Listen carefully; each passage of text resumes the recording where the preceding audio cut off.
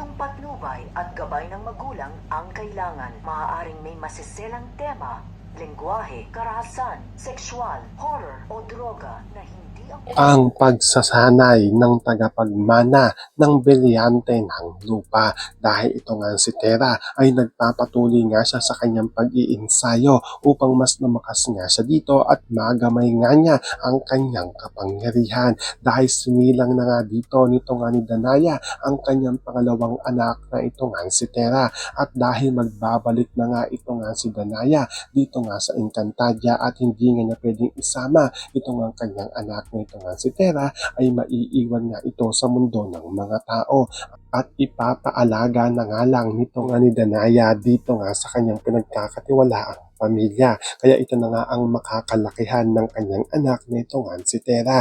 At sa paglaki nga nito nga ni Tera ay meron nga itong napapansin sa kanyang pagbabago sa kanyang katawan dahil mukhang may kapangyarihan nga daw siya dito dahil napapasunod niya na dito ang mga mababangis na hayop at hinahangaan nga siya dito ng kanyang mga kaklase. Kaya sa paglaki nga nito nga ni Tera ay unti-unti na nga dito nalalaman at natutuklasan na meron nga daw siyang kakaibang kapangyarihan. So pakakaabangan nga natin dito ang pagsasanay nito nga ni Tera at ang kanyang paghahanda bilang isang sangre. Yan ang ating mga pakakatutukan at pakakaabangan dito nga lang sa sangre.